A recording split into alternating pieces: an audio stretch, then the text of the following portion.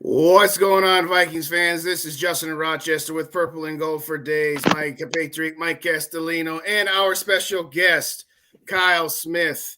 You may or may not know this man, but we're going to get his information up here right around. He and his compatriots have a channel called Purple People Podcast. I love it. So thanks, everybody, kindly for joining us. It's great to have you with us. Kyle, how are you this evening?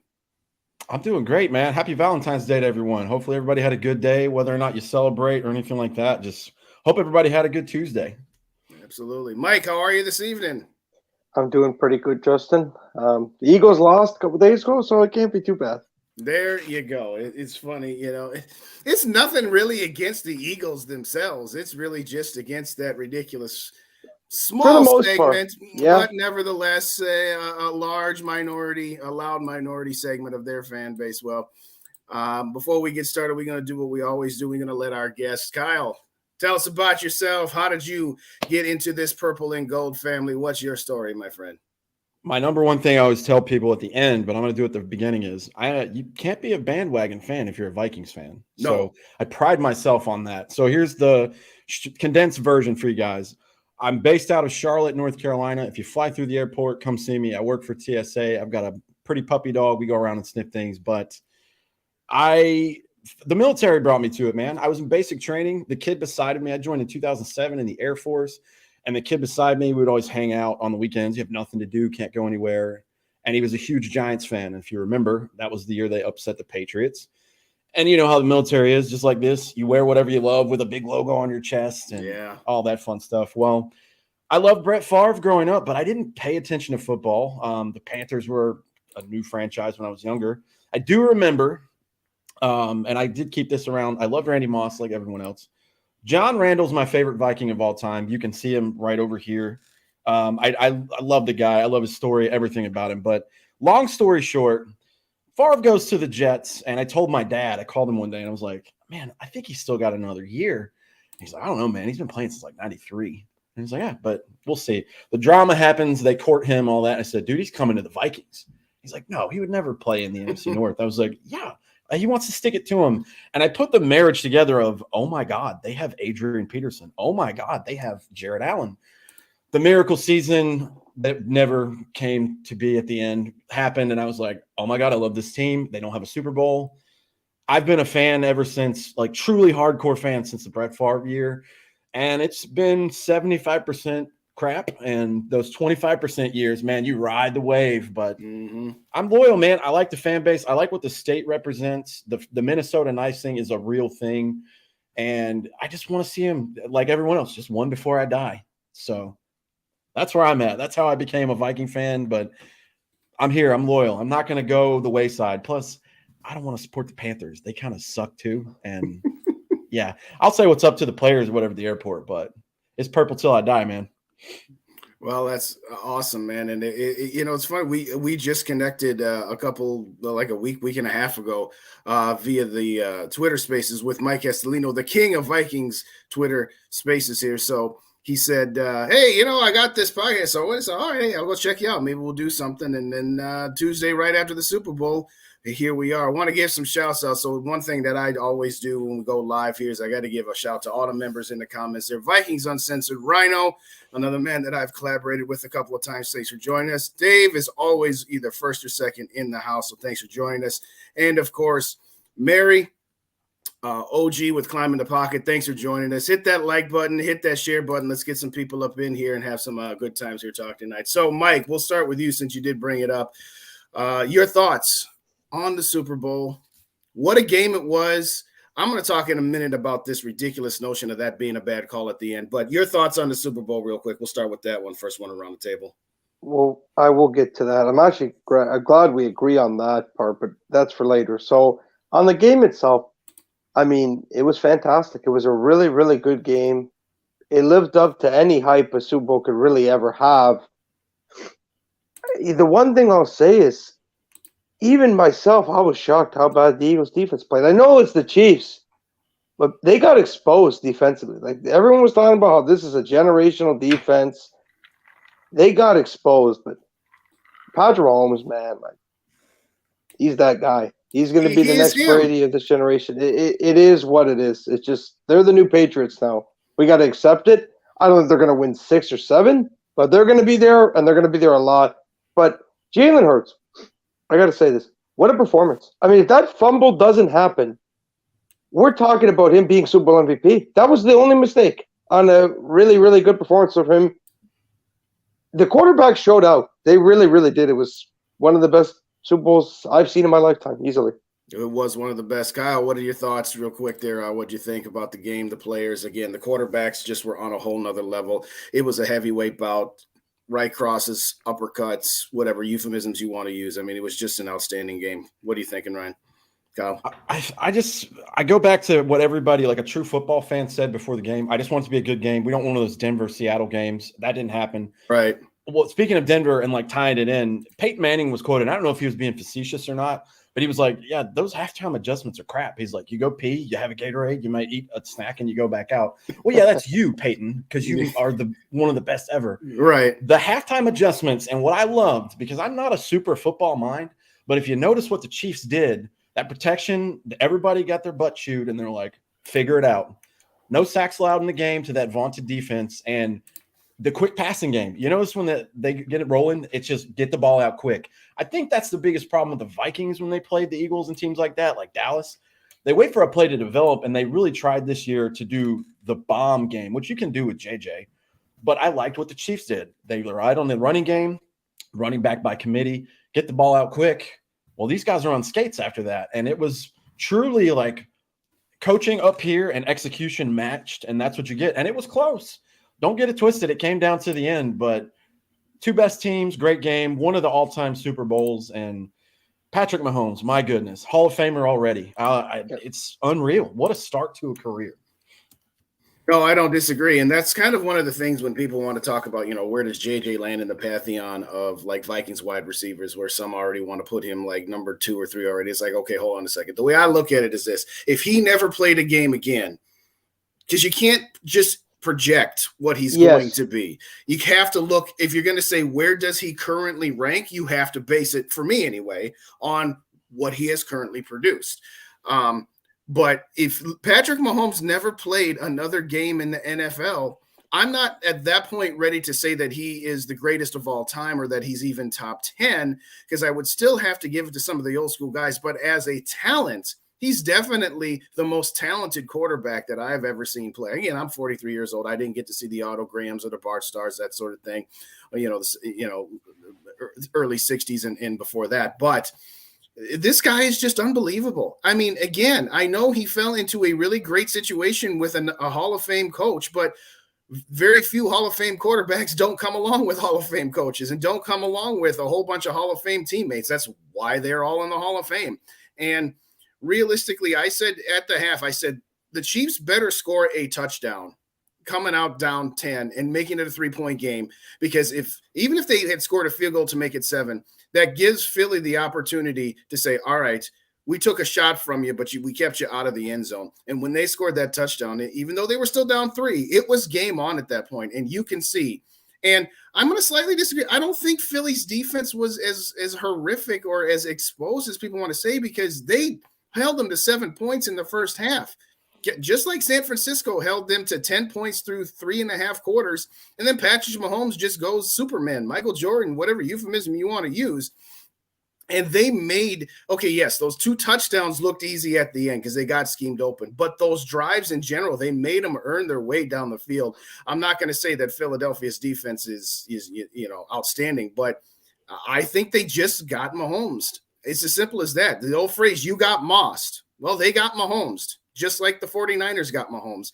I'm more trying to give credit to Mahomes and his brilliance than I am trying to say that the Eagles' defenses were frauds. Neither one of those teams got a sack on Sunday, outside of, I think, one official sack was a guy was running out of bounds on a scramble. I forget which one it was, but Neither one It of the was quarterbacks. Hurts, but it doesn't matter. And neither one of the quarterbacks were tackled behind the line of scrimmage. And at the end of it, for me, that's the new wave of quarterbacks in this league. Is just you've got to be able to move around and you got to be able to make plays off schedule. And I tell you what, I'm trying to not completely go too far overboard on Mahomes because, again, you don't want to heap too much praise on one guy for one performance. But there's very few quarterbacks in this league, in the history of this league, that would have been able to go 4 for 4 on possessions in the Super Bowl against a very good defense the way he did. So taking away from this game, Jalen Hurts, as far as I'm concerned, answered all questions about whether he belongs in this league. Coming into the season, he was probably thought of as maybe, middle of the pack, 16, 17.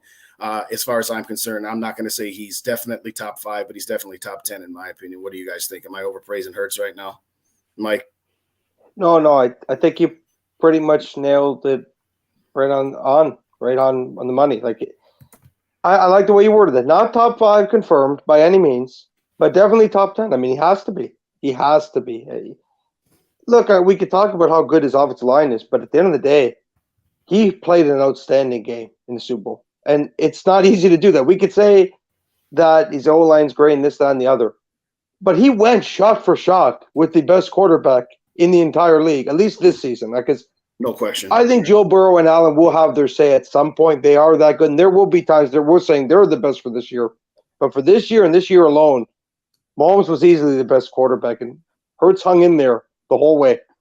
And remember, he didn't get the ball back at the end. Who's to say had he gotten it back, if they kicked the field goal, maybe he would have won it. You never know. Yeah, no, you really don't. All right, so let's talk about this penalty. I refereed soccer for 20 years growing up. I played soccer, refereed soccer, all this good stuff. As an official, what I can say is that, yes, you could be blowing your whistle or calling penalties every 10 seconds. And at some point, you can't do that because otherwise the game is not worth playing. At some point, you do have to use some discretion and some judgment.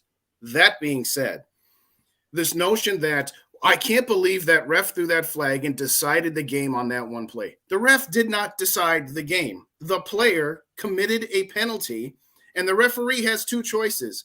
Either I call that infraction, thereby, quote unquote, deciding the game for Kansas City, or I don't call the infraction and thereby deciding to let Philly have another chance to win this game. A referee, when having to choose to call a penalty or not, is influencing the game by either calling the penalty or is influencing it by not calling the penalty. How many penalties did the New Orleans Saints get called for in 2009? They got called for 3. And guess what the Saints said? We're just going to keep hitting them because eventually we know the referees aren't going to continuously flag us. Guess what? The referees influenced the game by not continuing to call the penalties when they kept hitting Brett Favre in the head. So I'm sorry. It's unfortunate that the game had very few penalties throughout, but you have to make that call. And this ridiculous notion of, well, if that was in the second quarter, it would have been fine to make that call. But if it's in the fourth quarter with less than 2 minutes, you can't make that call. Am I off my rocker here? I'll start with you, Kyle. Am I off my rocker by saying it's ridiculous to even suggest that a penalty can be called there? So there's ticky-tack calls, supposedly, and then there's ticky-tack arguments for it. And there, you can look at both ways. You explained it perfectly for both sides of it, right? But here's what I do. When I don't know, I refer to the people that what I call, like, I'm a canine handler, right? I have 2 or 3 guys I call canine Jesus. NFL Jesus for me is way up there. For instance, Tony Dungy gets on and talks to one of the analysts, and I don't remember his name. Now I can see his face. It's not Booger McFarland. It's one of the other guys, but Rodney Harrison. It might have been probably one of the bigger dudes, but he basically quote tweeted him and said, it's nonsense for you to say that this wasn't a penalty. You may not have liked the timing of it, which a lot of us might not have on that stage, but when it's egregious like that, and it's a light level of egregious, they're allowed to call it. Now, like you said, you don't have to, or you can, but the ref decided to call it. The thing that we avoided in this Super Bowl was that NFC Championship game with the Rams and the Saints, where there's a blatant call at any point in the game that doesn't get there, or a blatant, like, there's a finger brush on the face mask. That's roughing the passer. None of this. For how crappy the referees were all year, this was a very well officiated game, and that's on the ref to call that. And I'm sorry, if the ball's not out, that's holding. So He did what he was supposed to do. If Tony Dungy is telling you relax, I'm going to go with that, and that's where I stand on it. So first off, I have to reference 2017 because when I hear that play, the first thing I think of, 2 words: good karma.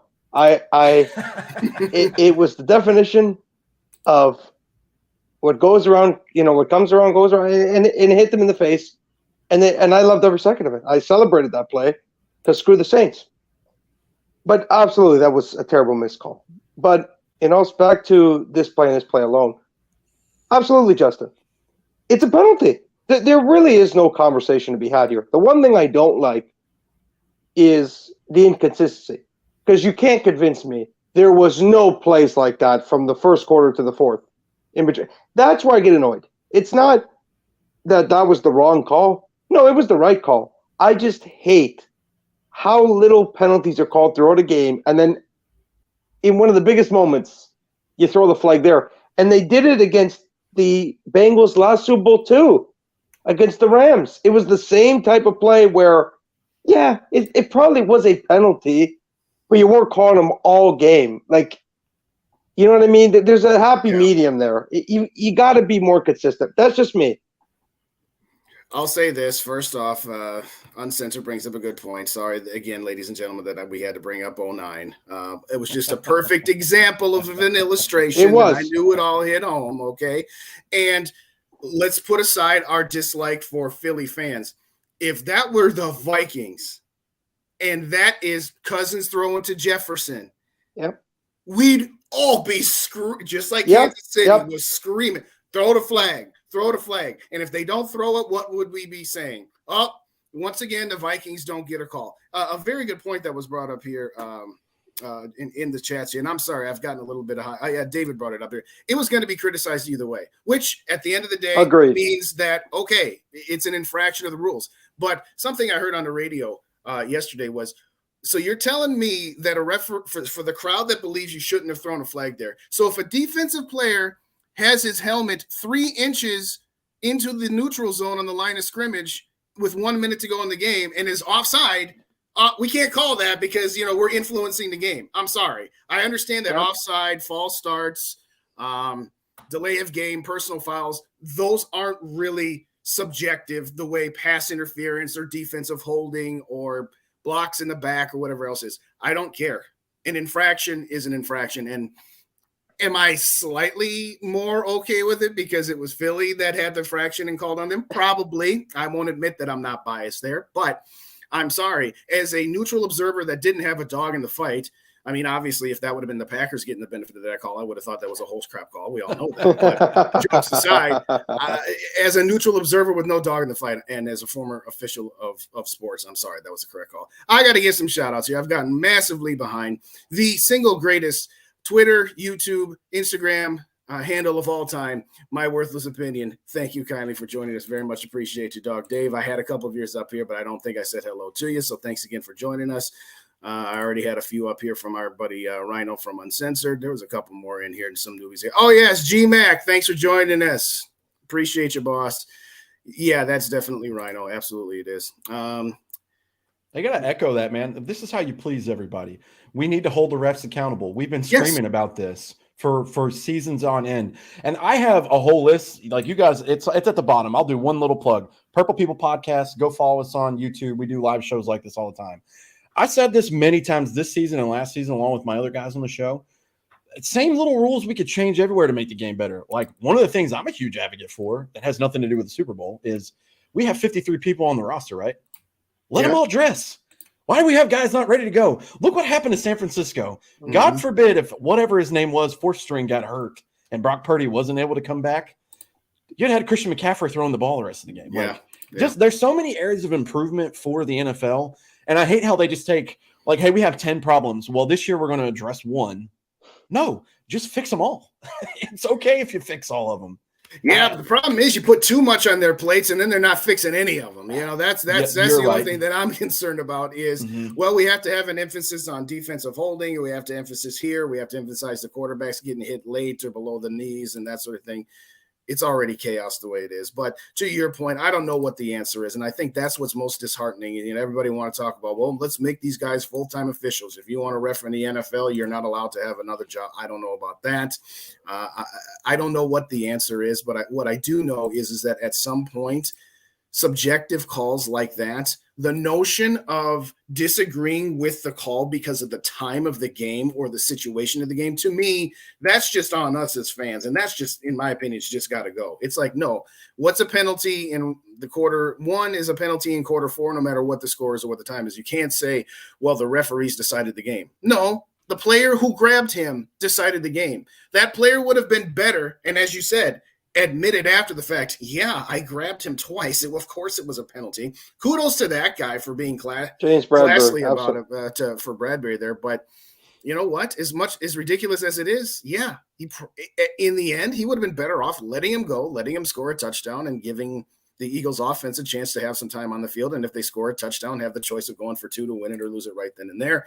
But of course, there would have been some penalties in the end zone if that had happened that we would be complaining about anyway. So, with all that being said, I think any other plays you want to talk about in the Super Bowl here before we actually get onto the purple here, boys?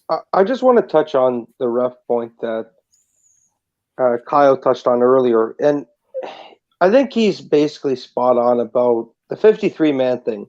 When you think about it, it actually makes a lot of sense because it really is pointless. Why can't 53 guys who actually earned a roster spot, right? It's not practice squad guys. Right. They earned a spot on the 53. What's the harm in them being on the field or on the bench, in a jersey and a helmet? But the thing, Justin, with me on the refs, and I'm not going to go too deep into this, Pat McAfee made a good point. Former player, right? So he's got more of an opinion that matters more than us. At least I think so. He said that they got to make these officials all full-time refs. And I know it wouldn't be the end-all, be-all, but I think it's a good starting point because these guys make a lot of money. Like, if you make the full-time refs, it's not like they need another job anyway. They're going to be making over $100,000+ a year. I mean, how many people would love to make that much money a year in this world? I think time off, too. That as well. Absolutely. That's another great point. I just think that's where you go with it. Because Roger Goodell, he's lying through his teeth when he says this was the best reffing we've ever seen. I mean, absolutely. Nobody believes that. No. Nobody believes that. Protect the shield, man. Well, it is facts. That's absolutely got to do. Well, Kyle, I'll start with you. I think this is the first time we've been on. I can't remember if Mike and I have been on here before, but let's talk about the Vikings hiring Brian Flores as their defensive coordinator. He's the one that I wanted from the get-go. I understand that there might have been a couple other candidates that might have been better long-term, but I think this was the best option for this year. If you're looking at just this year only, what say you about the Vikings hiring Flores there? Man, I was sweating bullets. Panthers are 30 miles from where I sit. They're hiring Frank Reich. He's going to get a team. He's got a good reputation, part of that winning Eagles staff in 2017. I wouldn't have minded the guy from Denver or Seattle. They get scooped up. And we all saw the writing on the wall. You have option A, the gold standard, and Brian Flores, and you have Mike Pettin, the $5 bargain bin at Walmart we don't want. And that's what we thought was going to happen. Yes. When I got the notification from one of my friends, they're like, good hire, man. I'm like, oh, God. And we talked about it last night in the Twitterverse. It's not going to turn around from 31 to second. No. We don't need that. You just need to get into the late teens as far as overall defense. What a difference that makes. And, if you have luck like you had this year, maybe a couple balls bounce your way, calls go your way, whatever, you're in the NFC Championship game. And that looks certainly better than the abrupt stop to the season this year. But as far as Brian Flores, I made the point last night, and I want to echo it again. Because I know you want to talk about Dalvin in a little bit, and then I've got my list here of people I want to keep and cut. And we're not ready.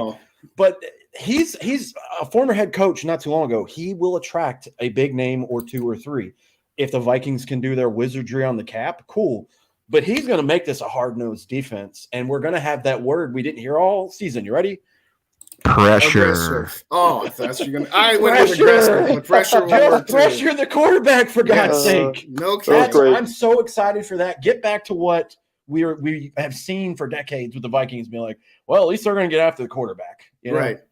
Well, it's something that Mike and I and our other co-host Kyla had said on our Monday night shows that we do during the season. I don't care if you bring pressure on the quarterback and your secondary gets burned to a crisp. At least go down swinging. Or here's an idea. Mix it up once in a while. You know what? Sometimes we'll play the shell defense. Sometimes we'll bring pressure. And here's an idea. If you mix it up enough, you won't completely tip your hand the 1 in 50 times you're actually going to bring Harrison Smith on a blitz.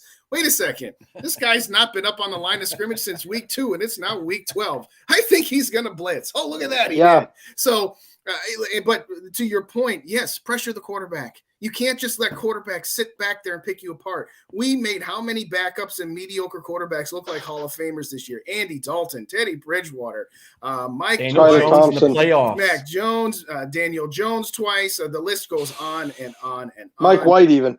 Yeah, Mike White. I mean, so again, the point is that, yes, it's amazing how just hiring a guy and all we want out of him is to just pressure the quarterback. We don't ask for much around here, apparently, because that's how bad things got under Mike Pettin. I got Rhinos kind of up there. Mike Pettin is the Dollar General defensive coordinator. That's a good. See, that's why we bring you around, Rhino. Yeah, yes. Anyway, G-Mac with one of my favorite lines from Office Space. What would you say you do here? I have to ask, what did he do? I don't know. I think it was one of those deals where Kevin O'Connell, first-year head coach, younger guys, he just wanted some guys with experience in here because at the I'm sorry, I got off track. Too evil to hopes in the house. You know he's going to have his. He'll throw you off quick. Yes, he always does. I think it was more of a case where Kevin O'Connell was just like, all right, this is my show. I'm just going to bring in guys who can handle the defense because that's not what I do.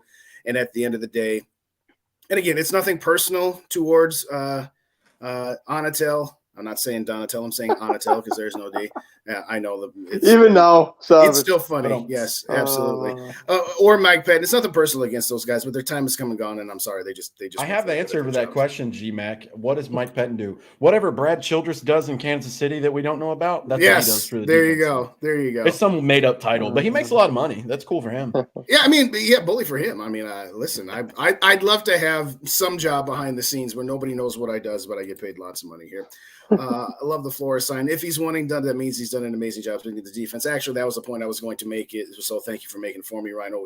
Listen, I, on one hand, hope that our defense is vastly improved and that Flores gets an opportunity to be a head coach again, because I don't think the opportunity that it was afforded to him the first time was entirely above board. It was kind of shady. They done kind of played him bogus, so to speak. Yeah.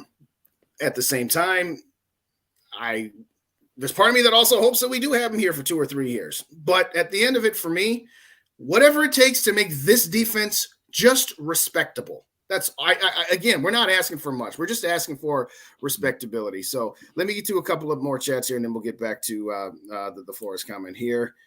G-Mac, he brings coffee and donuts to AOC and Quasi.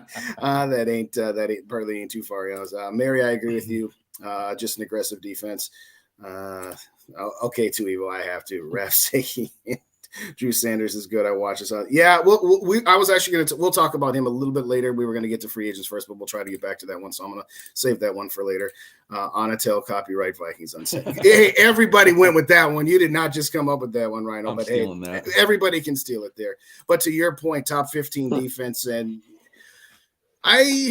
I'm trying not to be the pessimist, because I think if we had a top 15 defense, we'd probably still be 13-4. It just wouldn't have been as many close games and one-score games as it were. So we can't just take the best out of the bad thing and say, well, let's just improve on this and this, assume that it just escalates from there. We have to take a little bit into that. But at the end of the day, to lose at home to the Giants was an absolute just like completely air out of the balloon deflating. It's like I wasn't expecting them to go to San Francisco and win. None of us were. It would have been nice to see them hopefully maybe have a chance, but at the end of it, so much as it was. All right, Mike, I'm going to let it get back to you to finish things on the floors here, but I got to get G-Max here. Bing.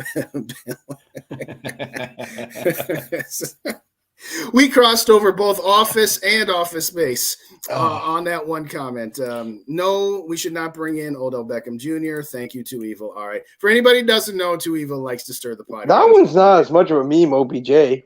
That's not as much of a meme. For his standards, I mean, that's pretty normal comment. Yeah, yes. If he still wants to get paid in Bitcoin, bring him on over. Yes, there you go. Having said that, Mike, any other final good. thoughts on Flores before we move on to free agents and who we're going to keep and who we're going to jettison and all that good stuff? I've thought about this long and hard about the Flores thing.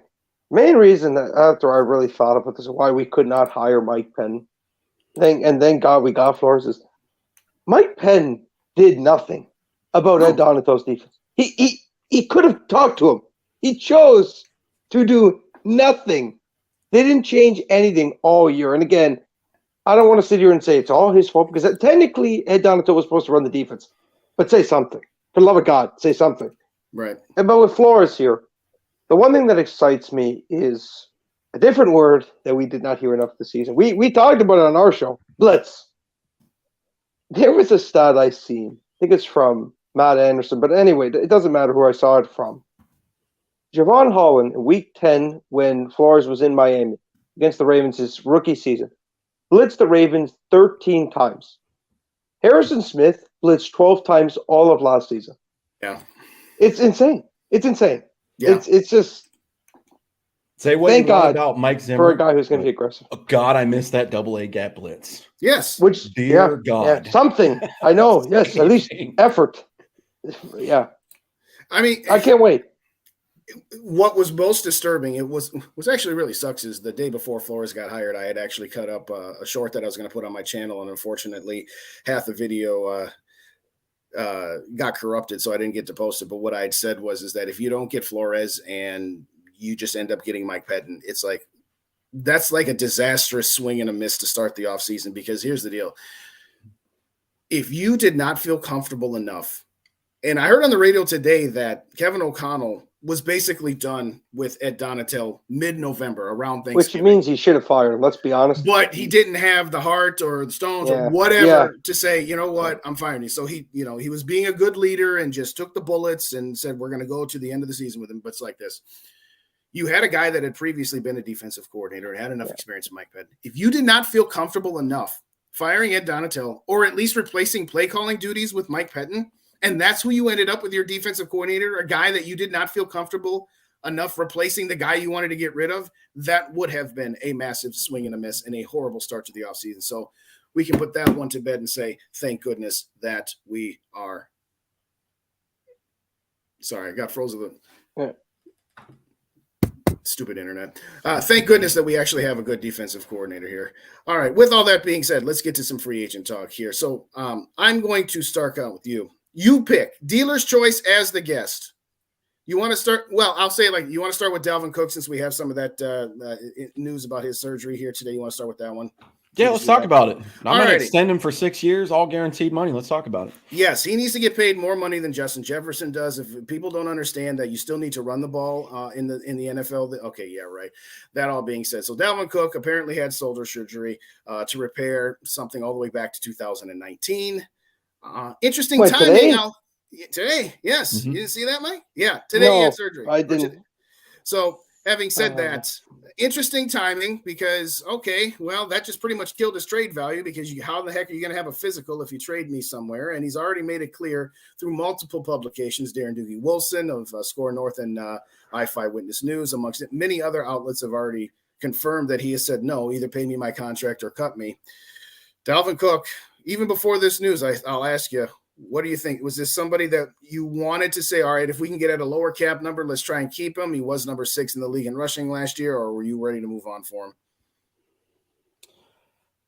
If it was the dream scenario, I love Dalvin Cook. And the thing that I love the most from this season was this was a pass-happy team this year, obviously, coming from the Rams, knowing Kirk Cousins, having Justin Jefferson. So, of course, his production is going to go down. It's an 18-game season, this new setup now. The 1,000-yard benchmark for running backs isn't as impressive as it was before. It is still impressive. Yeah. But he did play through injury. He did pretty much all good things. He still has a little bit of a fumble at the worst time issue. But there was an interesting picture last night in the Twitterverse going all the way back to the 2009 Super Bowl with the Saints winning all the way up to this weekend. The highest base salary, and I understand the cap is a myth. I get it. But with his comments, that makes it important, all right? The highest base salary for the leading rusher in every Super Bowl since Drew Brees and the Saints won in 2009 is $2.5 million. Yeah. He cannot have $10 million guaranteed, and that's okay. Some team will want him because he is explosive, he's dynamic, blah, blah, blah. There's a dream trade out there, and I sent it to the other Kyle on my show. It's never going to happen. Hey, Brian Flores was in Miami, right? Yeah. They have a pretty good corner down there named Xavier Howard. They need a running back. Yeah. What? Who says no, as Vikings Twitter says? Well, everybody in the management positions there. But the answer is no. I think you can do the running back by committee. But I will say, for all the Madison, like, rah-rah guys, he ain't number one, all right? You need somebody to complement him, and that's the dynamic that they had. You just need to find somebody that can be Diet Dalvin Cook at a cheaper price, and that's easier said than done. No, I don't disagree. In fact, I did a video, and then that was actually the title on my thumbnail was Who Says No? And there is some logic to that. The only real sticking point is that Miami would have to have a pretty decent dead cap hit because he just got a new contract, so they'd be eating the rest of the prorated signing bonus. But from a logistics standpoint, Miami doesn't have any of its 4 running backs that were under contract. All of their running backs are free agents at this particular point. So they're going to have to spend some money on running backs somewhere, whether it's Dalvin Cook or otherwise, or re-signing some of their guys. As far as for the Vikings, yes, you'd eat either 3.1 this year and 3.1 next year, or all 6.2 of Dalvin Cook's dead money this year, but you'd be leaving. You'd still be gaining salary cap because Xavier Howard's cap number, if he is traded, is $1.16 million. That's nothing. That is nothing. So this even has if you way more chance than I thought it did. So if you make that trade and you eat you eat the dead cap hit from Dalvin Cook, you're still going from $10 million from Dalvin to 1.16 for Xavier Howard. So you're still going to be saving about $5 million towards the cap. I actually think that if I had to entice that deal with maybe say a 5th round pick because of how much dead salary cap Miami would have to take, I would probably still do that because again, you're not going to keep Dalvin Cook anyway. At best, you're going to get a 4th or a 5th round pick for him. And at the end of it, you need cornerbacks. Patrick Peterson, I know he's on our list, but I don't see that guy coming back. Hopefully you get Duke Shelley. I mean, just rebuilding the secondary with an Xavier Howard, a re-signed Duke Shelley, and then your younger guys in a Caleb Evans, Cam Dantzler, and Andrew Booth Jr. as your rotational depth pieces, your secondary is massively better at that point. Having said all that, the likelihood of that happening is probably about 1 in 5 at best, because like I said, it does make sense for Miami to do it from a player standpoint and from a logistics standpoint, and they get out from underneath the rest of his contract, but they'd have to eat a bucket load of dead money at the beginning here. So circling back to Dalvin Cook, if we can't get anything, we're not going to get anything more than a 4th or a 5th. That's my assessment. Anybody who thinks we can get a 3rd for Dalvin Cook, I'm sorry. I just don't see it. But if he plays hardball and you can't get a trade, do you cut him? Do you try to renegotiate with him, or do you say goodbye? I'll start. I'll just ask that point blank question for you at first, Kyle. And then I'll get to Mike.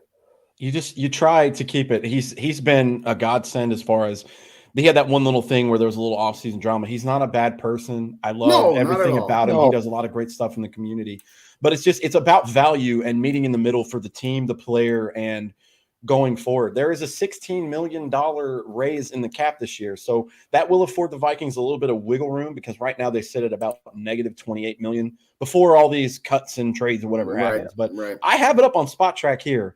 He's top 6 in cap hit. Base salary is 10, like you mentioned. Cap hit is $14 million, and that's under Za'Darius and Harrison Smith, Brian O'Neill, Adam Thielen, and Kirk Cousins. It's a lot of money to pay a running back, and I will say I think he is still top 5 in the league.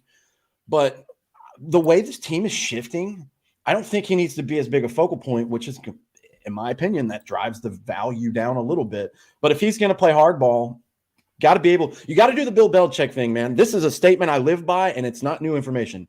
Cut him a year early rather than hang on to him a year too late. This team has done that in the past so many times. Don't do that with Dalvin Cook. Yeah. You can find another running back. I wouldn't even be pissed if they went and got that running back from Texas at 23 and replaced Dalvin with him. Go do it, dude. I don't care. I don't know that I would take my 1st round pick on a running back, but I get your overall point, Mike. Most of our audience knows how. Most of the audience knows how you feel. But why don't you go ahead? What do you think about Dalvin Cook? What should we do, Mike? Kyle, I'm recovering from heart attacks. Don't get me thinking about a running back at 23 this early in the offseason. But in all seriousness, Justin, I've had this dream for a couple of years now. I want to be cheap at running back. And I know this is kind of greedy, but it's the truth. I look at Isaiah Pacheco, and I know he's on the Chiefs, okay? Yeah. But he's good. Okay. At the end of the day, you could be on a great team, this, that, and the other. The Chiefs have had lots of crap running backs. Look at Clyde Edwards-Helaire. He's a bust. And they didn't play him, and he was injured. Pacheco came in there as a 6th-round pick this year and was probably a top 15 running back by the end of the season. Yeah. I just feel like it's time. Like, I know I'm not the biggest analytic guy, okay, but he was dead last in yards over expected per attempt for running backs in the entire NFL. Mm-hmm. Dead last. Like, I know our O-line's not perfect, but we do actually have, in my opinion, a above-average run-blocking line, and he doesn't take advantage of it. There's so many what's times blocked for him. Yeah. Yeah. There's so many that he trips when on a 5-year play, and you know it could be a bigger run. It happens so many times this season. And yes, does he still have explosiveness? Sure he does. But again, you can get a 23-year-old guy making $1 million that can give you explosiveness too. I'm not sitting here and saying we're going to have the same running back quality, but I don't care. Because running back is a position you need to get cheaper at immediately. And if we're going to throw hey, we still have faith in Kirk Cousins, then do more of what you did last year. This year, you built trust in him, okay? Mike Zimmer didn't trust him. Half the fan base didn't trust him. Okay, some of that mistrust was somewhat earned because he hadn't shown it. Oh, agreed. This year, he has shown it. So at the end of it, fine. In the Kubiak system, well, Kirk Cousins needs to do more play action. He's more successful that way. Well, that doesn't do you any good if you can't run the ball. And under the Kubiak system, that's what we needed to do. So with all of that being said, fine. We're not under the Kubiak system anymore. Let Kirk Cousins run this town. Let him run this team and sink or swim. So yes, I think we're all in agreement here that it's time to move on from Dalvin Cook. I know people love hanging on to the jerseys that they buy, but sorry. If you want this team, if you're of the belief that this team is not in a position to completely strip it all down and trade away all of its assets and get as much capital as you want, and you want them to continue to push forward off 13-4, there's some hard choices they're going to make, and they got to start with Dalvin Cook here. I'm going to circle back. I got to give a shout out to my guy, Nano Joe. I don't quite subscribe to this theory. There was a point in time when I would have, and that would have been this time last offseason, but no, we're not just going to completely tank it.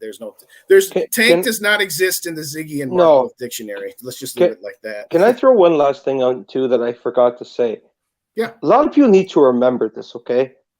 When I was growing up as a Vikings fan, that's, my first few years, we had Adrian Peterson, okay? We replaced an all-time top 5 greatest running back debatably with Dalvin Cook. And not enough people talk about that.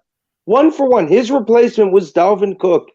And for some reason, and again, I'm by far not Kirk's biggest fan.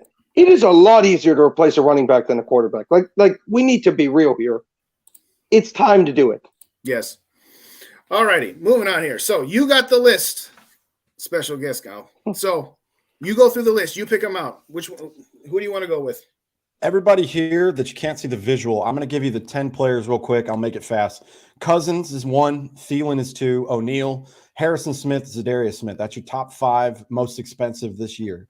6 through 10. Dalvin Cook, Danielle Hunter, Eric Kendricks, TJ Hawkinson, and Dalvin Tomlinson. I left him at the end because 10 he's void year. That's not even on contract. That's correct. Scary and I went here for him because 10 is even and it's my OCD, but $7.5 million. But he's the only void in that entire list. We all know and can agree. I don't think anyone is going to fight me on this. Adam Thielen is probably gone.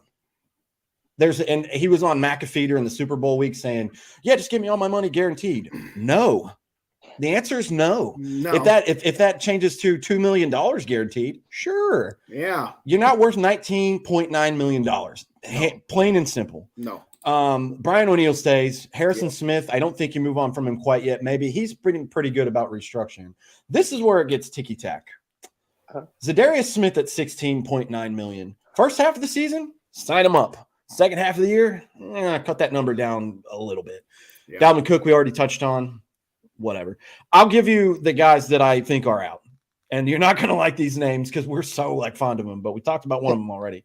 Cook, Kendricks, and Thielen. I think they're gone, man. I think they're out of here. And it is nothing personal. I've loved these players since the moment they got drafted or picked or whatever. But you can replace them, and why not? And especially like a guy like Jordan Hicks, $6.5 million. He wasn't terrible last year. Wasn't the greatest. But I'm well within taking my chances on a second, third round linebacker than to be like, okay, well, here's another year of Eric Kendricks. How old is he now? When we start having to ask that question, it's time, dude. It's time. Right. Yeah. Can I say something, Justin, before you continue? Go. Kyle, you are preaching to the choir. I tell you, if there's two people that you could talk about veterans and moving on from, it's us.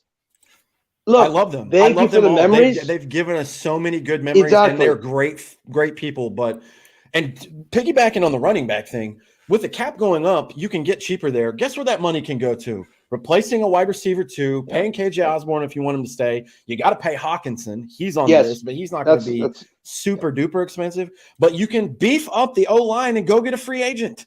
Make the line better. Look at both the teams in the Super Bowl. Great lines, great quarterbacks, and then the running backs are who? Fucking put them out there. I'm sorry, I didn't mean to throw them out there, man. Like you can do it. The formula you guys had, but you're so right. I'm glad somebody else agrees. No, and it's not personal. It's not personal. I mean, listen, I would love to see Adam Thielen retire a Viking. That would have been a great story and a great ending to his already awesome story. But there's the reality of the situation. The reality of the situation is he was a top 15 receiver from 2015 to 2020, maybe even 2021. But injuries have taken their toll. The simple fact is that he doesn't have the separation anymore. There'd be games where he would catch the ball and run backwards 5 yards just to get a full head of steam to start running forward again, where you got JJ looking at him like, why are you going that way, dog? That way.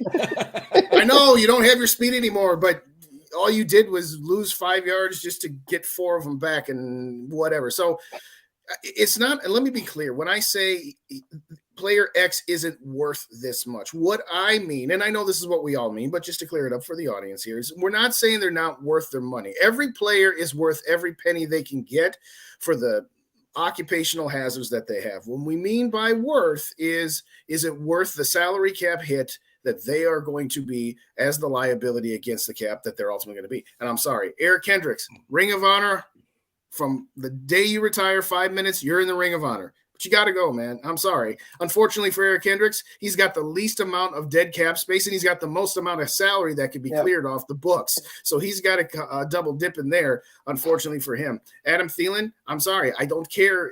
I said the same thing with Joe Mauer as a Twins fan. I'm like, I don't care that he's from here. What I care about is how is this team constructed?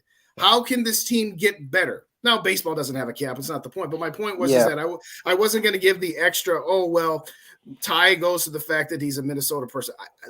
That I do not care about. Okay, so with all due respect to Adam Thielen, if you said, you know what, I will do whatever it takes to stay here. I'll play for $3 million a year, and you can, finagle the cap however you want. Even then, I'm still not sure, because he's at best a number 3 wide receiver, and are you really going to be happy with that kind of role? So my stance is that he should be gone. My stance is I'm about 50% convinced that he will be, but I'm not 100% convinced that he won't find a way, because the Wilfs love him. And that's at the end of the day, it all comes back to Ziggy and Mark Wilf. Are they going to finally understand? They gave Harrison Smith that contract extension a couple years ago, and he wasn't on the last year of his deal. That extension, with all due respect, was completely unnecessary. They gave Adam Thielen his extension on top of his renegotiation. It's just like, okay, at some point you're going to have to get rid of your legacy players, or as Mike and I dubbed them about this time last year, the sacred cows. That's what we refer to Kyle as, the sacred cows here, right? But no, Kendricks got to go. Thielen, Cook got to go. I'm going to touch on Dalvin Tomlinson. We talked about him just a moment ago, about him he's a free agent, but he's still going to count $7.5 million. That's the problem when you do these void years too many times. So do you give Dalvin Tomlinson a little bit of maybe we re-sign this guy because at the end of the day, we're going to be paying him anyway to try to smooth out some of the dead money, or do you not let that affect your decision-making process? Kyle, I'll start with you. I want him here. Here's the reason. He's a great player. I love the addition of Harrison Phillips. I love where they're trying to go there. There's so many other needs of glaring, like get him gone or replace or get younger or money or whatever. He is not my concern. and he's not that big of a hit. I feel like they can redo that contract to make it beneficial for both sides. I want him here. He's on my in list of 5 players. Can I What touch say on you, that? Mike? Yeah. So with Dalvin Tomlinson, I think you've got to figure out a way to do a contract extension before he hits free agency and gets paid a ton of money. It worries me because if we're eating $7 million in 4 million, I know we have to eat it regardless, but at least have the guy on the books, on the team to some extent. Figure it out, and then you can play around with the money and move it a little bit in different years towards not as big of an impact. Like $7 million for a defensive lineman and avoid that's brutal. Like, Yeah. It's very close to what happened with Anthony Barr. That's why I don't like these Warriors. That was a $9.8 million they paid a linebacker. Yeah, we paid $11 million this year for Anthony Barr and what's the guy? Sheldon Richardson. Sheldon Richardson. Yeah. We paid $11 million against our cap this year for those two guys. I know. And one last thing I want to throw in too, about Thielen. The more and more we go about this process, Justin, I'm terrified about exactly what you said about the Wolves. That interview he did with McAfee and the fact that he came out and said we're already working on it. Mm-hmm. Questy's playing with his hands tied behind his back. Yeah. And when that's the problem, you're screwed. Can I bring a point about Adam Thielen? Oh, yeah. I'll tell you guys a funny story to make it quick. So I live in Charlotte. I'm leaving the airport one night about 3 weeks ago. You might have heard this story already, but I've said on the Twitterverse, I'm at Outback getting food on the way home from dinner, place to order or whatever. And I hear the kid come up to my window and said, "What's your name for the order?" Guy beside me in a truck, "What's your name?" And I hear DJ Moore. And I look and I'm like, "Is that the DJ Moore?" The DJ like, Moore, yeah. The only one on the Panthers team. And I was like, "Bro, I'm about to recruit you. Hold on a second." And he starts laughing and said, "Look, Adam Thielen's probably gone. I think you would look real good beside Justin Jefferson in Minnesota." And his wife or girlfriend, whoever, leaned forward and she goes, "Hell no, it is too cold up there." And he's like, "I don't know if you saw the CMC trade, but they didn't get rid of me or Brian, so we're not going anywhere." I was like, "I'm trying, man. We want you in Minnesota." Think about Adam Thielen for a second. If you can find somebody on that wide receiver 2 fringe 1, think about all the times this year that Justin Jefferson, which wasn't a lot, but a couple of big games, he kind of disappeared because the defenses are smart 3 years in the league and like, we should probably double team this guy the whole game. Yeah. What happens when you got a guy like Hawkinson, wide receiver 2, who's way better than Thielen and Jefferson? Who's stopping that trio? That's You're another screwed. reason to get him out. Go away. Get No. by. This is the thing, and I'm not going to kill this dead horse because everyone's going to think I'm an Adam Thielen hater by the end of this episode because that's the way Vikings fan base is. No, we only get that way with the quarterback, Yeah, it's fair enough. Anyway, but well, he's a Minnesota boy, so I think it's pretty close. But that's just me. Right.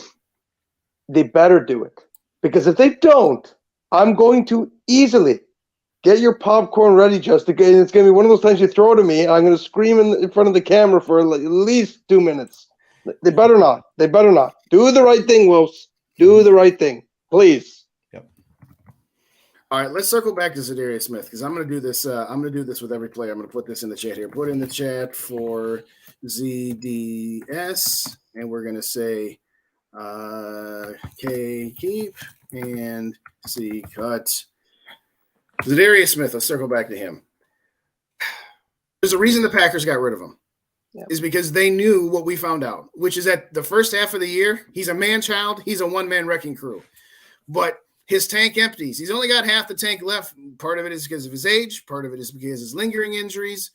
And part of it was, hey, he suffered an injury in Buffalo, and you can tell from that moment on, he was a completely different player.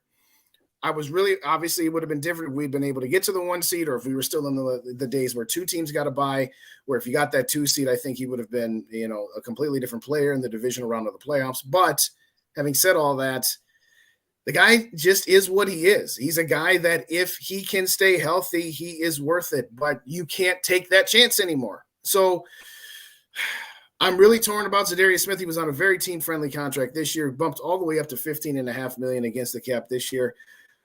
He wouldn't cost all that much to cut. $3.33 million against your salary cap for dead money if you don't keep Zadarius Smith. I don't know what kind of trade market there would be for him. So I guess we'll just go around the table. Mike, I'll start with you. Simply put, you keeping Za'Darius, or are you trying to move on from him either via trade or just cut outright?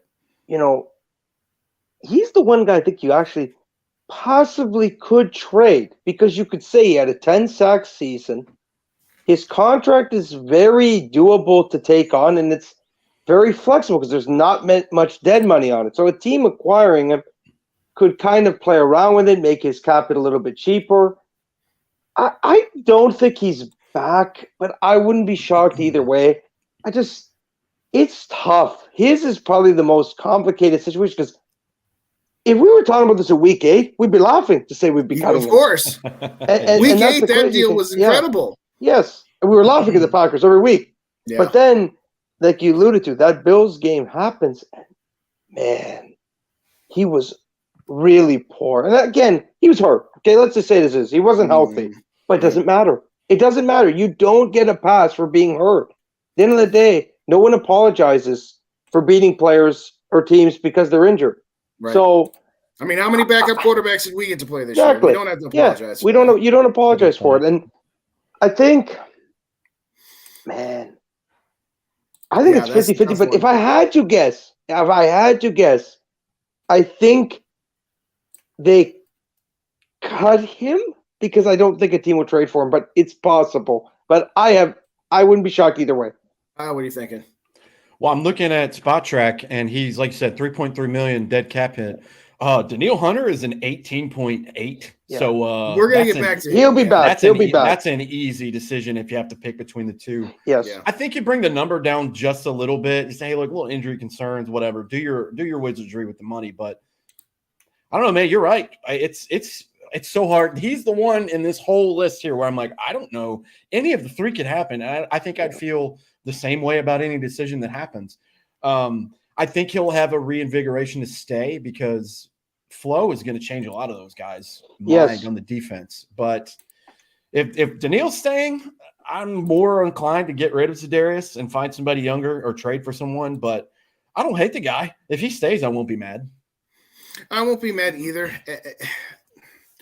I think that if Za'Darius would be amenable to say, okay, I will rework my contract to where I will bring some of my numbers down and turn it into an incentive-laden contract with, number of sacks gotten or games played. And I would even say, you know what? If we're in the middle of the season, let's say it's week 7, and, all right, so we're 5-1 or 4-2. And we got a bye week coming up the next week after that, or something like that. Just say, you know what?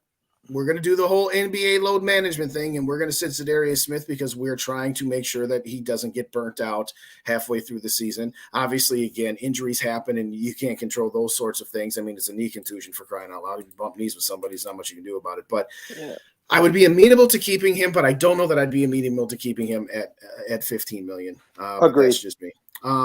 All right, I was going to bring him up later, but let's talk about Danielle Hunter here now. So I will try to be as concise about this as I possibly can here. So with all of the renegotiating and whatnot that Danielle Hunter did last year, he has but one more year on his contract. He's under contract in the 2023 season. His cap number is $13.12 million. That's $5 million in base salary. The other $7.5 million is prorated signing bonus. So Danielle Hunter is under contract, and he would only receive $5 million cash. Now, he has 2 void years at $5.62 million each. So if the Vikings were to cut him, even though his salary cap number right now is 13.1, it would actually dead money 18.8, because all of that prorated signing bonus would dead, and you'd only be saving 5. So it would actually cost the Vikings more money for him not to be here this year than it would if we keep him. Having said that, I don't think Danielle Hunter is coming back to the table to play for this team until he gets a renegotiated contract of some sort, whether it's a 1-year extension or whether it's a 3-year contract. Hey, we're keeping you around for 4 years, whatever the case may be.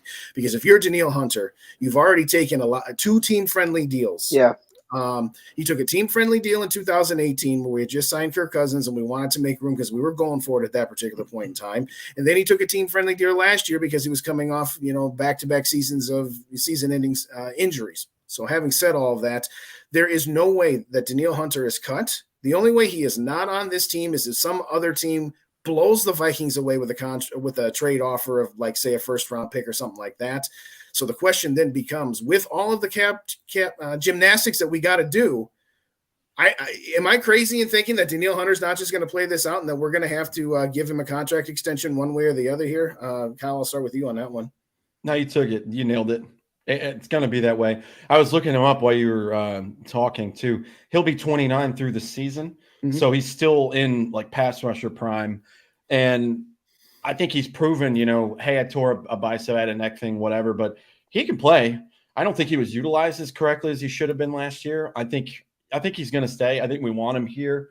What to guess, man. I got to see what the Vikings do. Thank God we have a cap wizard because he'll figure it out. Yeah. But he'll be here. I'm okay with it. I like him. He's still good. I think he'll be back as well. I don't think there's, like you said, number one, I think he's better than Zadarius Smith. I'll say that. Some people might think that's a hot take. So be it. And like you said, there's not really any other option anyway. And he deserves an extension. Like, he was our best player defensively in that playoff game against the Giants. Everyone else stunk. He got a sack. He's our only player. Yeah. And at the end of the day, I think Brian Flores will unleash the beast. Like, I think Danielle Hunter can be a 15-sack guy again. And I just want to put this in for context point of view.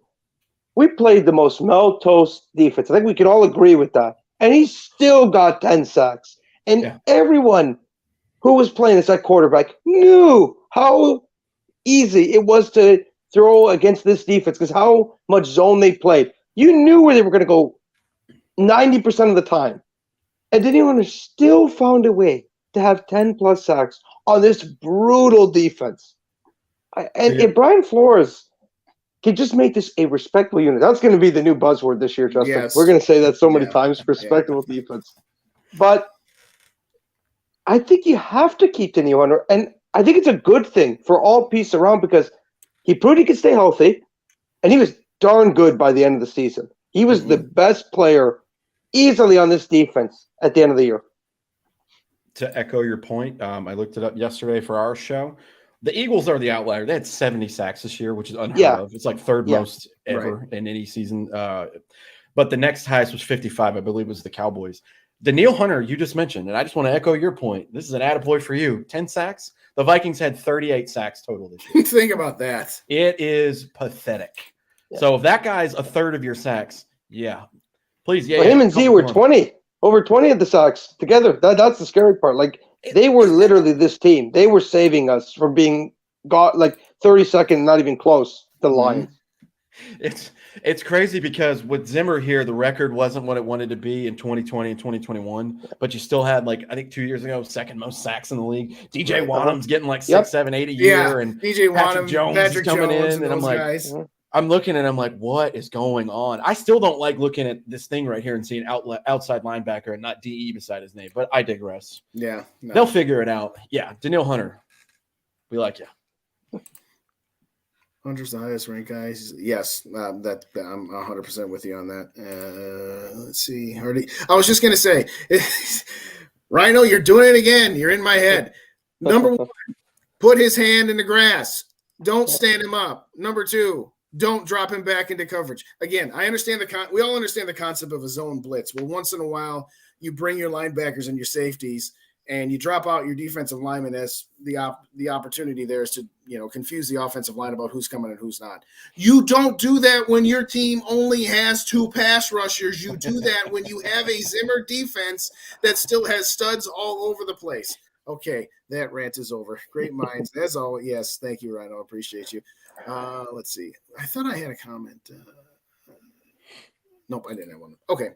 Having said all that, it's going to be tough. I would really hope that both Danielle Hunter and Zadarius Smith are back to give the defensive line a starting point for Flores. With just so many other areas, I am not sure. All right, it's time to get down to the real nitty-gritty here. Jordan Hicks. Okay, no, I'm just kidding. Jordan Hicks, gone. CJ Ham, what do you guys think? Do you think he's back, or do you think he ends up being a casualty? We'll just make that one quick. Go ahead, Mike.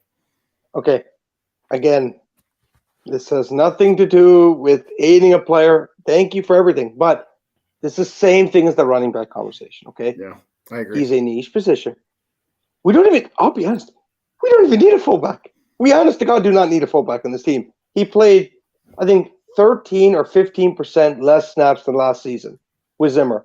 Like, O'Connell was literally using him mainly as a special teams guy. That's why he gave him the C as the special teams captain to still show loyalty to him. He's gone. There's just no way you pay a fullback $3.8 million when they need to create cap space. Yeah. And again, similar to Kendricks, it's easy to cut, very little dead money. I think they do it. Yeah, only 3/4 dead, savings of 3. Kyle, do you got anything you want to just please through that one, or are you good to go with that one? I'm the same way. Send him to Tennessee. He can be in front for Derrick Henry for a year. There you go. I don't know. We mentioned his name earlier, but we never really talked about it here, so I'm going to put it in the chat. Once again, K for keep, C for cut, Harrison Smith. Here's my thoughts. He deserves every penny he can get, like any other player, but his cap hits are 19, 19, and 22, and he's going to be 34, 35, and 36.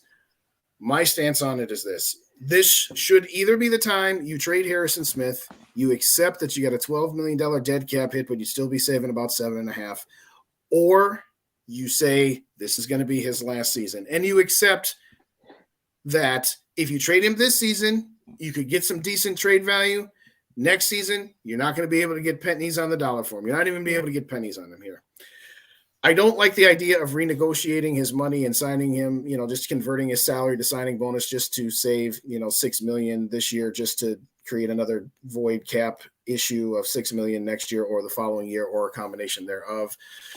I'm really torn on Harrison Smith because I think that in a Flores defense, he could get back to what he was under Mike Zimmer, where he's actually doing stuff at or around the line of scrimmage, actually blitzing 2-3 times a quarter. How about that?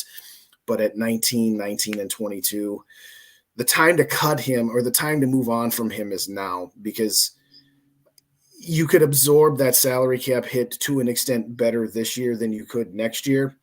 Particularly if you renegotiate and put some more money into next year. I don't like the idea of kicking the can down the road. I guess all of that is to say I'm really, really torn. Rhino, I'll start with you. Give us again your opinion on Harrison Smith and what they should do. My heart wants to see Harrison Smith and Lewis Cine and what they could do together. Lewis Cine looks like he's fully recovered. Crazy gnarly injury, but heart says that. Mind is exactly where you're at. Brain says, do you want to get punched in the face now or punched in the nuts 10 times next year? I mean, it is what it is. It is. I don't know what the heck they were thinking, giving him all that money a couple of years ago. I mean, I love him to death. I think he's one of the best players I've watched in my Vikings fandom and probably Vikings history. He's up there. Yeah. But that's a lot. Who said it in the chat? That's a GMAC. That's a lot of money for a safety. Yeah. A 35-year-old safety. At 35-year-old safety even, yes. Nah, I don't know, man. That's going to take some wizardry there. But I'd love to see what him and Lewis Cine do. That would be a fun combo with that coordinator coming in. Mike? Okay. No, Justin, I think you set the table for me pretty good. I think it's a very difficult situation, but I think you have to say no more extensions, no more restructures. I think you kind of ride it out, and this is it. And again, it's okay for this to be his last year as a Viking safety. Like, this is the thing. Like people are so attached to finishing your career in Minnesota. Chris Carter didn't do it. Jared Allen didn't do it. Randy Moss didn't do it for other circumstances. We know that. But the point is still the point. We love those guys, right? Nobody hates those guys. Jared Allen's in the Vikings Ring of Honor. Moss is, it doesn't matter. Same for Chris Carter. It's irrelevant if they finish their career at the back end and they play a year in, Chicago in Allen's case, Carolina, funny enough. But no one cares. We love the guy. Thank you for everything. And Harry will be a Viking his whole career, right? No one's going to look at his last couple of years if he goes somewhere else in the AFC, for example, maybe Buffalo or something, to try to win a championship and say, oh, I hate Harrison Smith. And I can't believe they let him go. I hate Kwesi. No. It's fine to let this be the end. And I do want to see 1 year with him and Cine. That'll be fun. What's funny about that is Not one of the three of us actually answered the question. No, we didn't. No, I think he'll return. That's what I meant. But yeah, we did scoot around that pretty good, didn't we? I will rephrase the question, and I'll put the spotlight back on all. Mike, I'll start with you.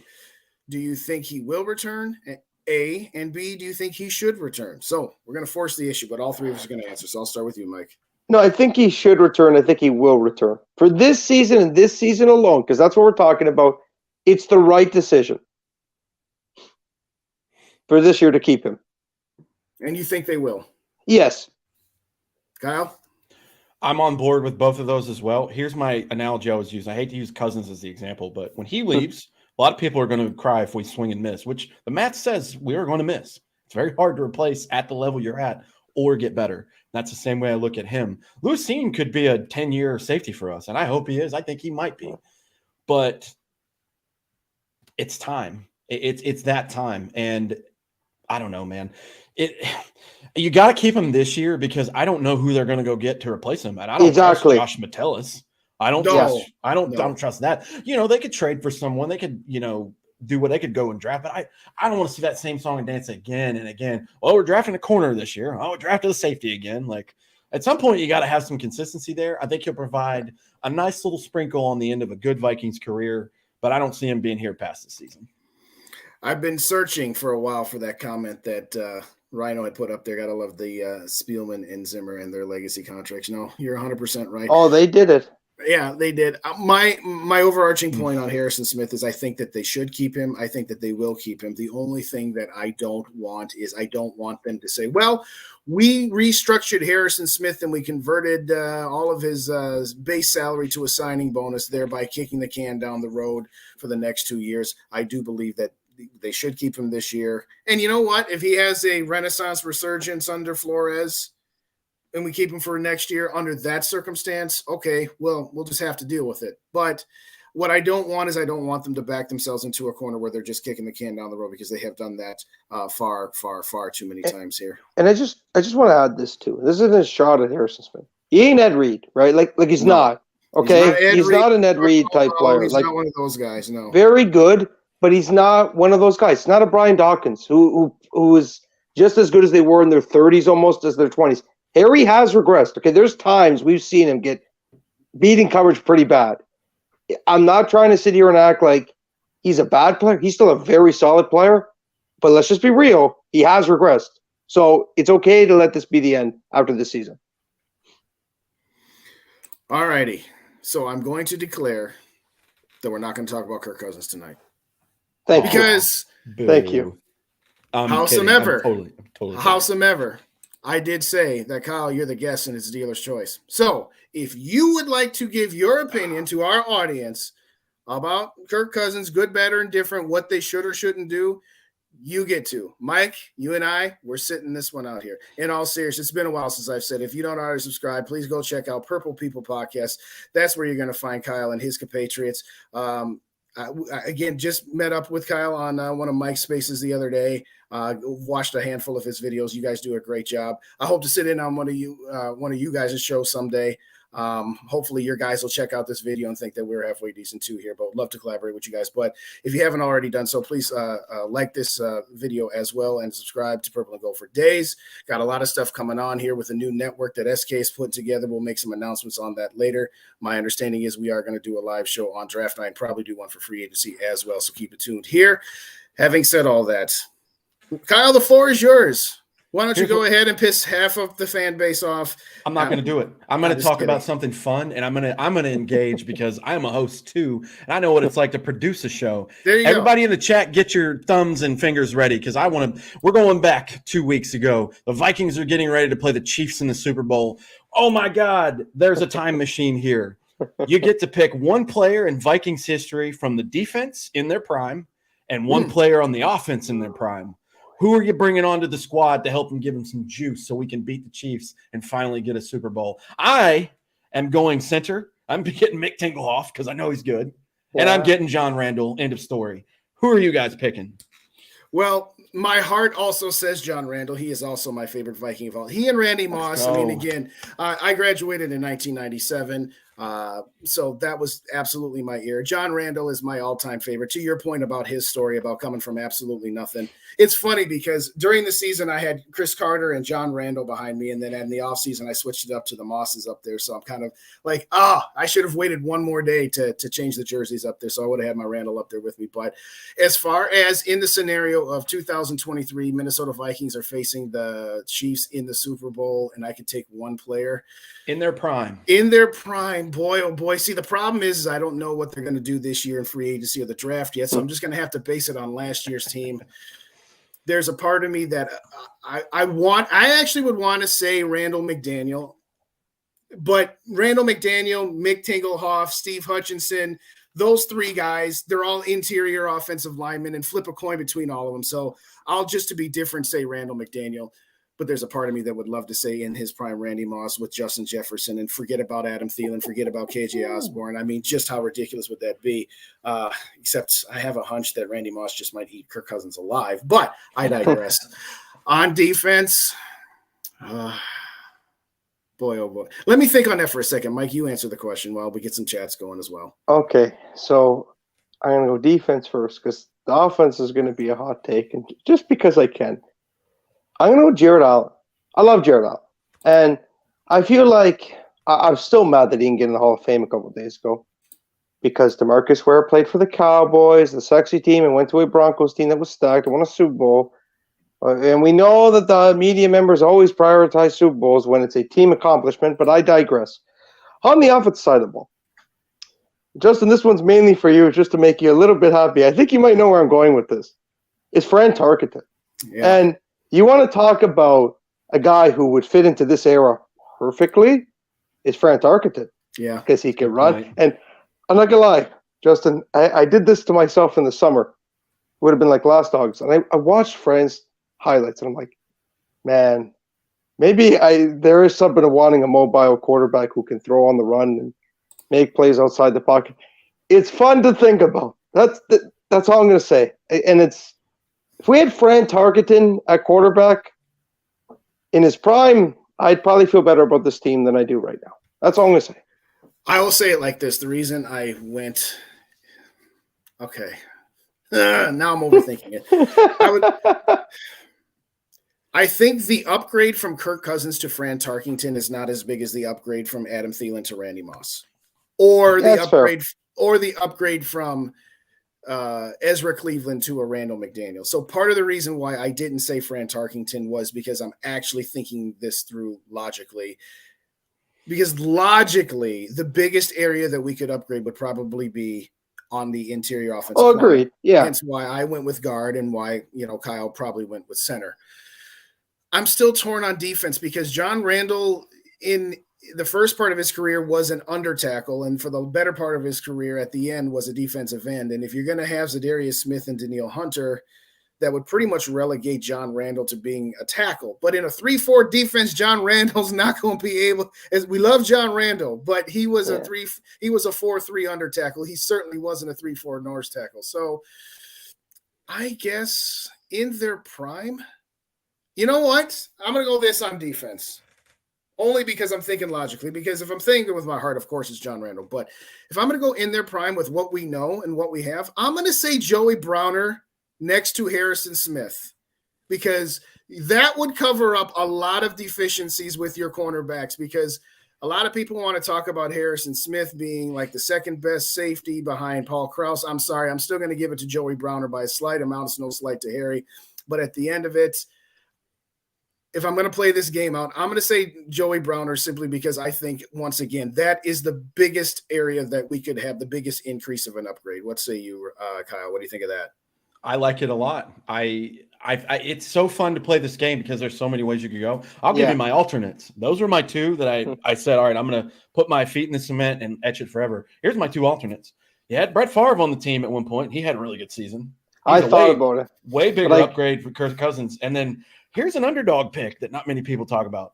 I liked Antoine Winfield a lot. You want to talk about a scrappy corner? Yeah. I'd go Favre and Antoine Winfield, but those aren't – some people argue with you about Antoine, but there's really nothing – like this is all fantasy land anyway. Of course. I like your picks, man. I like the – okay, Where's the red on the chart? All right, we're gonna upgrade those to yellow. Mhm. We're going to take this from yellow to green, double green with Randy Moss. It's just a fun game to play. And we didn't have to talk about Kirk because everybody else does it for us. So Exactly. All right, I'll pose one to you here since we're playing fantasy tonight, because you're right. I don't want to go down that road tonight. It's just ad nauseum. Okay.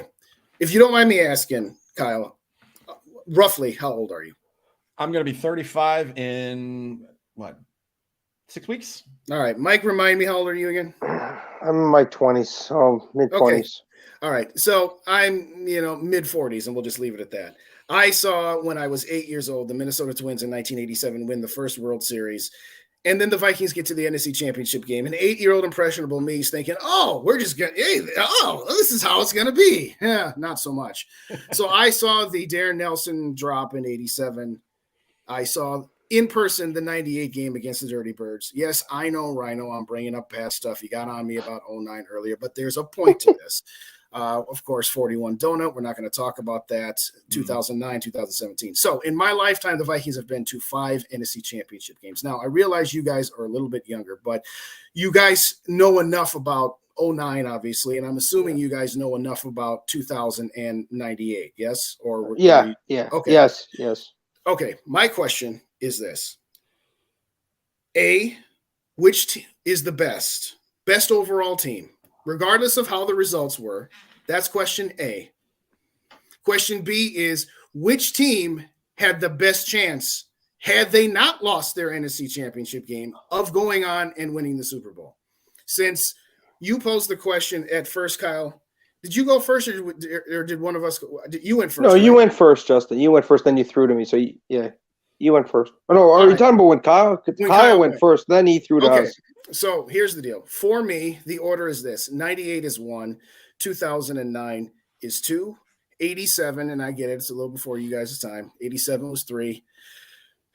4 and 5, I'm going to go 17, 4, and 2000 was 5. Now, for me, the team that had the best chance of winning, what's your guess of what you think I'm going to say the best chance of winning was? Mike, just take a guess. This could be wrong, but I'm going to go 9, just because the Peyton Manning led Colts had no defense. We would have had a shot at it, and they couldn't stop the run, and we had Adrian Peterson. All right, what do you think my statement's going to be, Kyle? This is your guess now, not what you think. Yeah, if we're taking into consideration who the opponent was, I think that Denver Broncos team was way better than that Indianapolis team. So I would say 09. The best chance of winning a Super Bowl. I don't think that was the best team of the ones you mentioned, but the best chance to get a ring, that was the magic year. That was when it was supposed to happen. And the reality is, boys, I'm now the old guy in the conversation. The best chance we had of winning was actually the 87 season. That was the strike-shortened season where we went 0-3, where we were the 5th seed, where we went on the road and beat the New Orleans Saints, who were widely regarded as the second best team in the NFC. They were the home wildcard. There's only 2 wildcard teams back then. That's how far back this goes. Went on the road and utterly destroyed them. Then went on the road and utterly destroyed the Joe Montana, Jerry Rice in their prime San Francisco 49ers. Was that the Anthony Carter game? That was the Anthony Carter game, yes. And then somehow lost to the Washington football team, who went on to destroy John Elway and the Broncos. As good as 98 and 09 were, I'm not saying that 87 was a better team. What I'm saying is they actually had the best chance. 2000, Randy Moss, Dante, Chris Carter had no shot against Ray Lewis and the Ravens. No. And with all due respect, I don't know what Case and company would have done in our house, but no, they weren't better. Tom Brady in a Super Bowl. 500 yards in a game. No chance. That would have been the same exact thing that happened in Philly in Minnesota. Yes. Same exact thing. Tom Brady never lost to us. People forget that. Tom Brady never lost a game to the Vikings in his career. Absolutely not. As far as my answer to the question, 98 is 1, 09 is 2, 87 is 3. 17, 4. Well, 4 and 5 between 17 and 2000 is really, I don't care at that point because they were both just lightning in a bottle, so to speak. All right, so we'll let our guests go first here. Rank the teams in order as far as your memories and who you think was the actual best team. Viking Uncensored. You've been making me laugh the whole chat. Yes, I know. We're gonna do another show someday, and the 4 of us will get together. You'll love hanging with him there. But anyway, so I'm not that guy who's gonna try to talk his way around and sound cool. I I'm well of the history, and I've done a lot of video watching and researching and reading, but I didn't watch those teams. I can only speak from hearing about and through friends the 41 donut. That was awful. Oh. I don't know, man. That 98 season seemed magical. I mean, the best offense you could think of, which was so much fun. I watched the Favre team. They were super special. That was such an igniting team. That 17 season was a lot of schedule and luck, much like this year. Yep. I don't even consider them in there. I don't know, man. I don't really want to put them in an order, but if you're going to make me, 98, 09, and 87 could be 1A, 1B, 1C. Like, you could flip them in there. I love the 98 team. Everything was magical there, and it's just that bad luck curse. I tweeted that today. They're like, "What's the saddest thing you've seen your sports franchise do?" I'm just like, well, I'm a Vikings fan. Do I come need to on say in. anything We else? have a shrine. Yes. Yeah, literally. Yeah, that's probably what I would put the order in. I don't count those teams at the end just because they were, like you said, a little lucky. They're fun to watch. I much rather would watch a team win 13 games and get bounced than to have another 8 and 9 season. God, I hate those years. But that's what I would say. I'm not going to pretend I know it all. All right, Mike. Where are you at? Are you 09 first or 98 second? I know. So just like Kyle, I can't pretend that I know everything. Those seasons I wasn't watching majority of them. So no, I would go 98's a more talented team because of how good the offense was. I mean, the offense was generation, right? Mm-hmm. So I think that kind of supports the fact that maybe their defense wasn't as good, but it offsets it in my opinion. 09, the problem with 09. Ultimately, what played a role in us losing was Adrian Peterson's fumbling problems. As fun as he was to watch, he fumbled a lot, and it screwed us far more than it should have. So he wasn't the only one that game. No.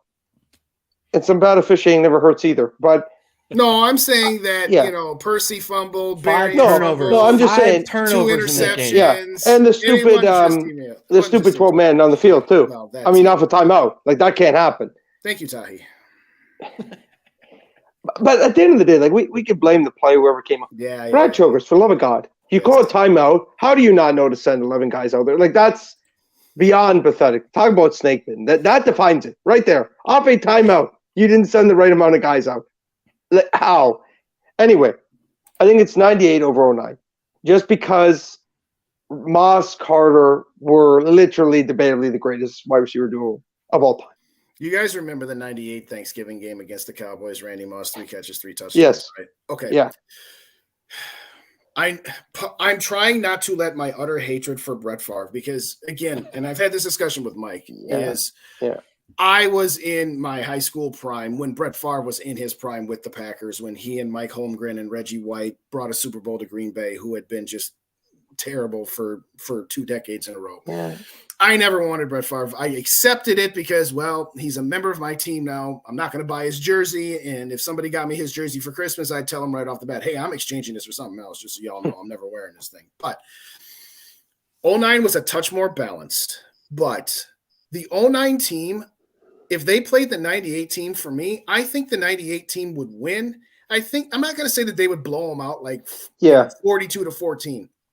I think that the 98 team played I think the Dallas Cowboys of 98 that still had Troy Aikman, Michael Irvin, Emmitt Smith, that offensive line still had a pretty decent defense. I think that the 98 Cowboys that the Vikings beat 46-36 on Thanksgiving is a very comparable team to what the 09 Vikings were. So obviously, there's no such way to put those two teams on the same field together. No. But I think that Cowboys team was a very close comparison to the 09 team, and there was no close comparison to the 98 Vikings during 09. So I kind of look at it and say, I think 98 would comfortably beat 09. I'm not saying a blowout, but that's just me. And yeah, I agree. As much as I hate saying this, I do agree that had 09 beat the Saints, that they would have had not an easier time, but they would have had a better chance of defeating Peyton Manning and the Colts than defeating John Elway and the Broncos in 98. But that's just another one here. Anybody in the chat, put it in there. I know that there's been a lot of comments in there thus far, but who do you think the best team was? Who do you think the best team was which team would have had the best chance to win a Super Bowl here? And also, one more time, please like, comment, and subscribe. Hit the like button on this here. Subscribe to both Purple and Gopher Days as well as Purple People Podcast if you already done so. We're going to wrap this up here in a few minutes because we've gone almost to an hour and a half, and I'm starting to run a little low on gas. And, you guys are an hour ahead of me. So having said all that, let's wrap this up here. So 1 or 2 targets, Kyle, who if you could just wave your magic wand, I don't know how draft intensive preparations you are, but 1 or 2 guys, either in free agency or the draft, that if the Vikings got this guy, I'm happy with no matter what else happens, that it's gravy after that. 1 or 2 guys for us. I haven't done any. I'm everything outside of the Vikings. I'm North Carolina, love. I'm a Tar Heel fan. Basketball forever. Football team is a heartbreaker too. I haven't done my research on there. I've heard. I go off what Vikings Twitter gives me because we know Vikings Twitter was endless with speculation and blah blah blah. I watched a YouTube highlight tape about 12 minutes on Anthony Richardson. I'm out. He's going to get picked before we get to 23, so that's cool. Yes. I don't know enough about the receivers, but being such an Adam Thielen heavy segment, I'll go that route. I would love to see if they take a wide receiver in the first round and take a swing. I'm not mad at it. If you take an edge rusher, I'm not mad at it.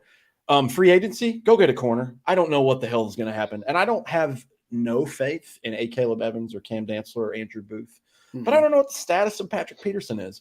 I want another. Don't throw it over here, or I'm going to make you pay corner on the team. Yeah. So free agency, go get a corner. I'm going to let the boys do what they want in the draft. My heart wants a wide receiver or an edge rusher. I think they're going to trade back again. With the Hawk trade, losing a second, I think they're going to try to get capital. And it's going to suck. We're going to do a live draft thing. We've done it since COVID, and it's going to piss me off if we go for 2.5 hours. But go get me a stud corner and find me someone else, because Justin Jefferson, I don't want him to Diggs his way out of here because it's a first-round exit every year. Give him a little bit more help. Right. That's just, if I'm off the cusp, that's kind of what I feel. Mike? All right, so I'm going to be a little bit more thorough because I've done, me, Justin. I can't, get out of my own head. I'm like a running back revolving door and ideas here. So for good and bad or ugly, it's what the Vikings have done to me. I can't stop thinking about it. So when it comes to free agency, I think Cameron Sutton of the Steelers makes too much sense that you cannot find a way to not get that done. You need him here. We need a legit slot guy, and he's really, really good. And he literally just played under Flores. So it's such an easy adoption period. That's my free agency move. For the draft, now here's a bold take. And I've thought about this, and I've never really talked to anyone about this, so I'm curious on what you guys think about this. The Washington Commanders are not potentially going to pick up Chase Young's 5th-year option. How do you feel about trading 23 for Chase Young and getting all sorts of younger and more exciting on this defense? And you're not going to get a guy of Chase Young's caliber at 23 anyway. If Washington was willing to do it, that would be quite exciting. What's the injury history there? Because I know he hasn't played. It's a little bit. It's not great. It's not great. But if you hit and he's only 24 years old. He stays healthy. Man, it could be a steal because he went 2nd overall, and he was very good his rookie season. I remember it's just that. I just don't know what happened with I don't know what the injury was. That's intriguing, man. Was it a knee? I think it was a knee injury that he came back from it. Now he's fully recovered from it, but it was a slow adaptation time. Pretty sure it was a torn ACL. I could be wrong though.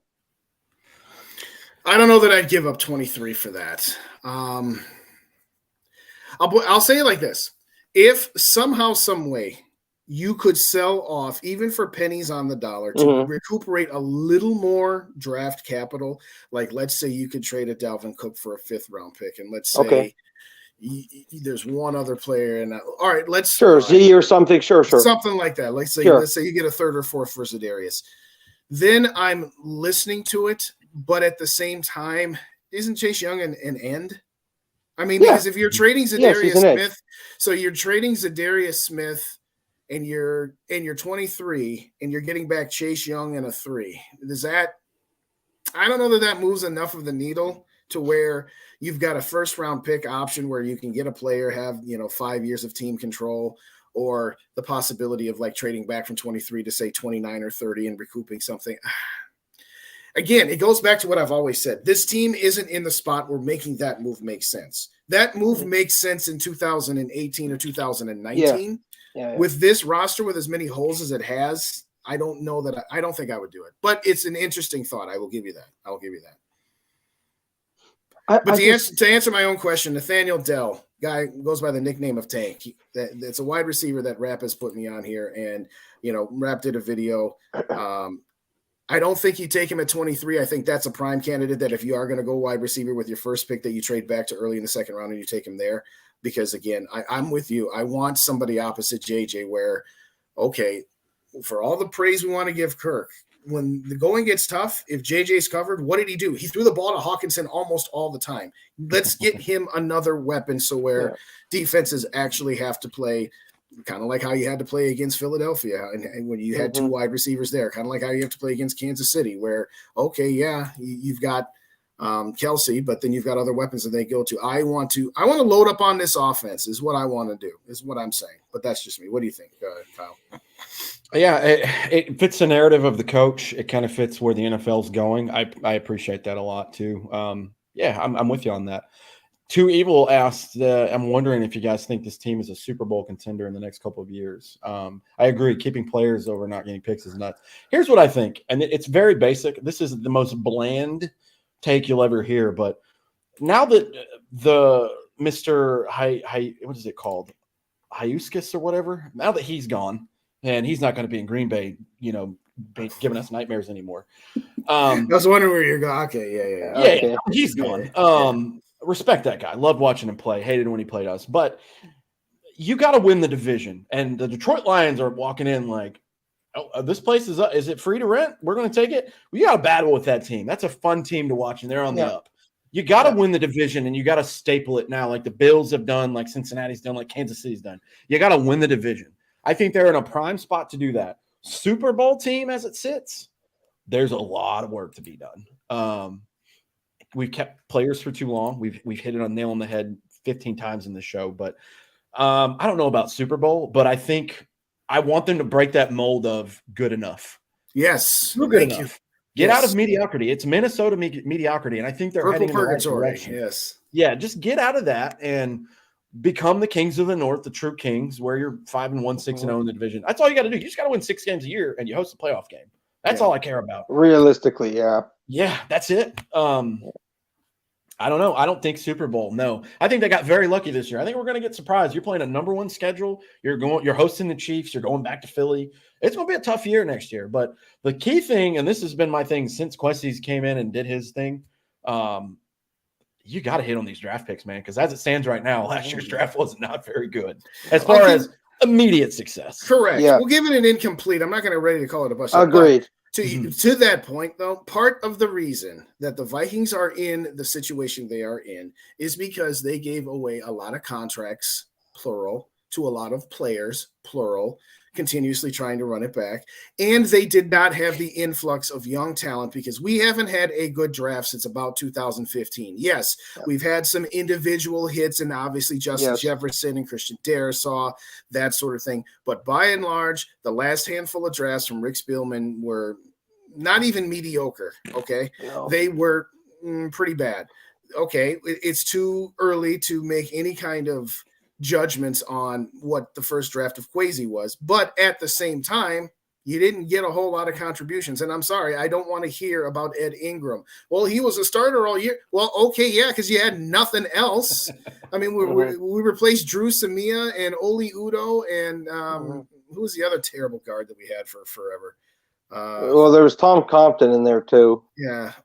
Wyatt Davis was on the team. Wyatt Davis, yes. And then he's playing for 2 other teams. Like, it's been dreadful. And like, I'm agreeing with you, Matt. I didn't mean to interrupt you, but no, you're good. No, I'm not calling this year a bust because Lewis Sink could come back and be an All-Pro, but there was no immediate contribution. And the one that we had outside of, if you really want to get technical, he was not drafted. The punter's really good. Yeah, punter we had. Yeah. But that guard situation and pretty much everybody. The only bright spot I saw in the draft is Brian Asamoah, and he was a rotational special teams dude. So I don't know, Willie Beavers. he did flash at least. Like at least he showed something for the love of God, which was nice. And to be fair, I blame Donato for him not starting. Like we knew Jordan Hicks wasn't any good by the end of the season. Like it didn't hurt to try something new. We knew that halfway through the season. Yeah, exactly. Like he could have tried, but it's just it's frustrating, man. I got to say this too, like, because you guys mentioned Rick Spielman's drafted. Like,